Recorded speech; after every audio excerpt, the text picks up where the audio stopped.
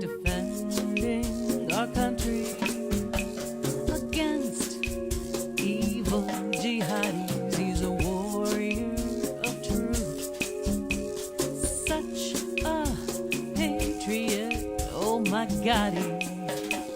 Welcome, fellow infidels. I am Gadi Adelman. Tell me, do you remember this?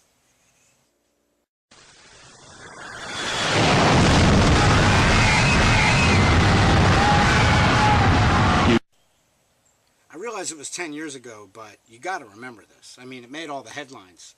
Heck, even the mainstream media covered it. Come on, see if any of this rings a bell. See if you remember this. American Airlines Flight 11? United Airlines Flight 175? Any of this come back to you yet?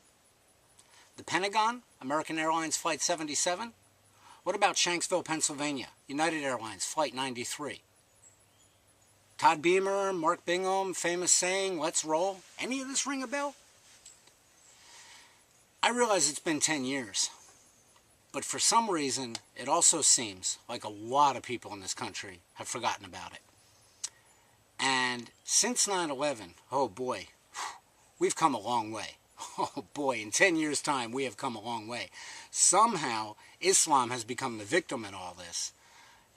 Not just here in America, throughout the West. United Kingdom, Europe, heck, in Australia now they're fighting Sharia courts. Since 9/11, there have been 17,552 terror attacks, deadly terror attacks, all in the name of Islam. And we still don't have a complete memorial or museum finished at Ground Zero. Back in 1930, now let's think about the lack of technology then. In 1930, they broke ground for the Empire State Building. That building opened in 1931, 410 days later. 410 days. More recent times, the World Trade Center, they broke ground in 1966.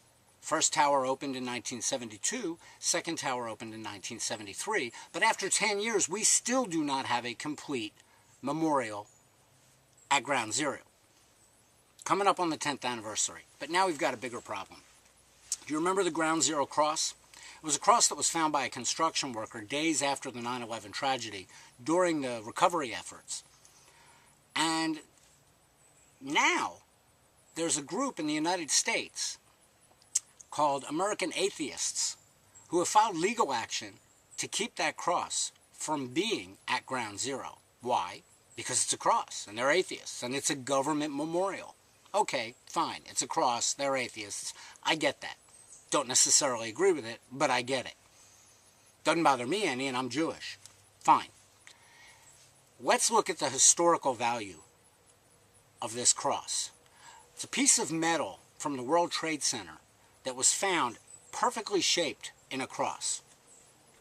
But what's more than that is during the recovery efforts, when they were looking for body parts, when they were sifting through the ashes of 3,000 dead Americans, the names of firefighters, police officers, and EMS workers that died that day were scribbled onto it, and they held prayer vigils there almost every day.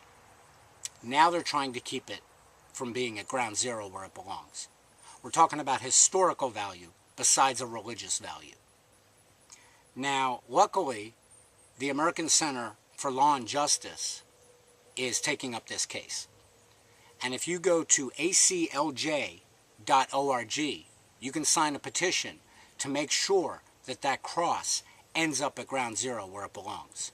Because there's one thing we can be sure of. There will be a Ground Zero mosque. Till next time, America Akbar.